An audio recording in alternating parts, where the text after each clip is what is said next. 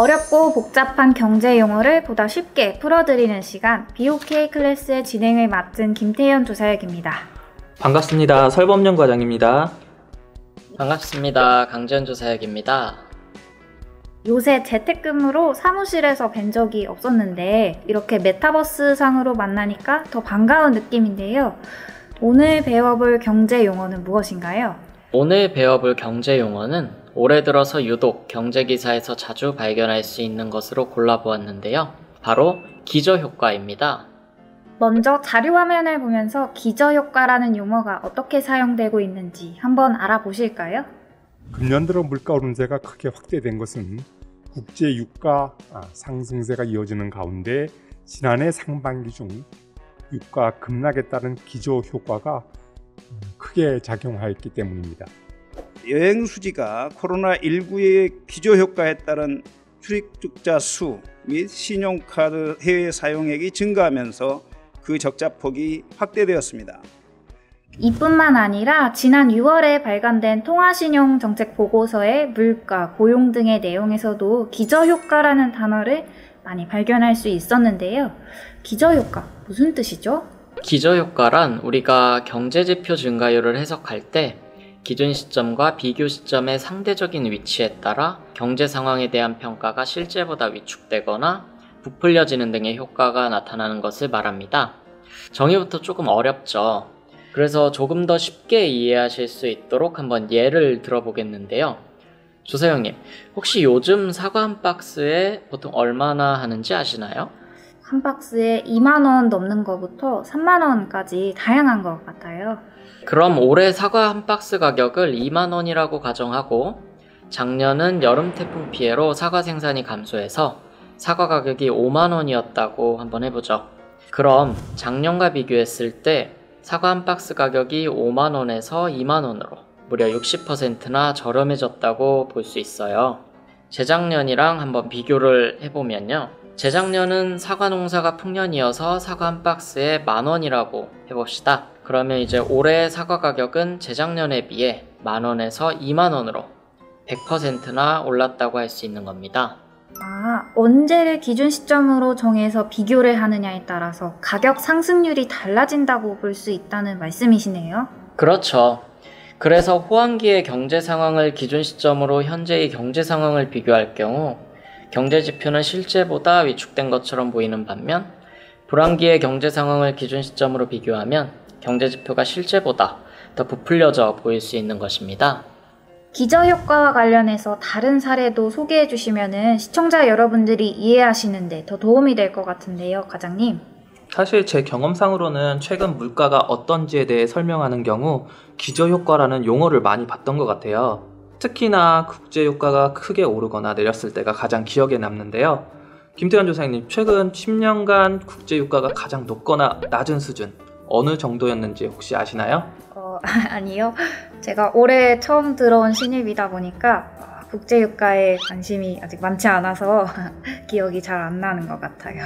저도 정확히는 모르겠는데 작년 초에 부모님이 주유소에서 기름 넣으실 때 휘발유 가격이 많이 저렴했다고 말씀하셨던 것은 기억이 납니다. 강지현 조사장님이 한 가지는 맞추셨어요. 가장 높았던 때는 2012년도에 두바이유 기준으로 배럴당 120달러를 넘은 적이 있었는데요. 이는 이란핵 문제 등 원유가 많이 생산되는 중동과 아프리카 지역에서 원유 생산에 차질이 발생하는 등으로 인해 국제유가가 많이 올랐던 것이었죠. 가장 낮았던 때는 강 조사장님이 말씀하신 것처럼 작년 4월에 코로나19로 글로벌 수요가 급감하는 등으로 인해서 두바이유 기준 배럴당 19달러대까지 내려갔었어요. 유가는 휘발유, 등유, 경유 등 석유류 제품 가격을 통해 소비자 물가지수에 주로 영향을 미치는데요. 이렇게 유가가 높았던 때와 낮았던 기간을 중심으로 물가 상승률을 보면요. 지정학적 문제 등으로 공급에 차질이 발생하면서 유가가 크게 오르기 시작한 2011년 소비자 물가 상승률을 그 이전 연도인 2010년과 비교해보면 석유류 가격이 13.7%나 올라 소비자 물가도 연간 4%나 상승했는데요. 그 이전과 비교하면 물가가 굉장히 많이 올랐다고 느껴지시죠? 올해 소비자 물가도 계란, 채소류와 같은 농축산물을 비롯해 많은 품목들의 가격이 오르면서 소비자 물가가 4월부터 2%를 상회하는 수준의 상승률을 보이고 있는데요. 이를 보면서 물가가 굉장히 많이 올랐다라고 느끼실 수도 있겠지만, 한편으로는 조금 전에 말씀드린 것처럼 작년 국제 유가가 매우 낮았던 데 따른 기저효과도 우리가 소비자 물가 상승률을 바라보는데 영향을 미치고 있다는 점도 생각해 볼 필요가 있겠죠. 이처럼 유가만 봤을 때 원유 생산에 차질이 생기거나 감염병 확산, 금융위기처럼 글로벌 경기가 급격하게 위축되거나 하는 특수한 상황으로 실제보다 물가가 더 크게 상승하거나 하락하는 것처럼 보이는 착시현상, 즉 기저효과가 발생할 수 있는 것이죠. 그럼 올해 8월 수출이 작년 같은 달에 비해 34.8%나 늘었다는 사실만으로 우와, 정말 수출이 엄청나게 늘었네 하고 생각하기보다는 과거 같은 달들의 수출 실적을 금액으로 비교해 봤을 때 올해 8월 수출 실적이 532억 달러로 역대 8월 중 가장 높은 것을 보니 코로나19가 여전한 상황에서도 우리나라 수출이 정말 좋은 상황이구나, 이런 방식으로 판단해야겠네요.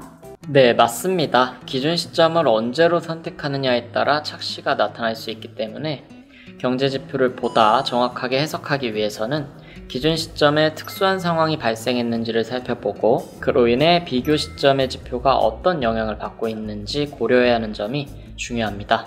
덧붙여서 말씀드리자면요, 기저효과로 인한 착시 현상을 줄이고 실제 경제 상황을 보다 잘 파악하기 위해서는 경우에 따라 몇 개월 평균치를 이용해 분석하거나 계절적 특수성을 감안한 계절 변동 조정 통계를 사용하는 것도 한 가지 방법이 될 수 있는데요. 사실 이러한 방법을 사용하더라도 기저효과의 크기를 정확히 측정하기가 어렵고 경제지표가 기저효과에 의해서만 설명되는 것이 아니기 때문에 김태현 조사장님이 증가율뿐만 아니라 수출 규모까지 확인하고 말씀하신 것처럼 지표의 수준이나 지표에 영향을 주는 다른 요인들을 감안하고 연관성이 높은 다른 경제지표들은 어떻게 움직이고 있는지도 함께 고려하면서 다양한 측면으로 지표를 살펴보는 것이 좋겠습니다.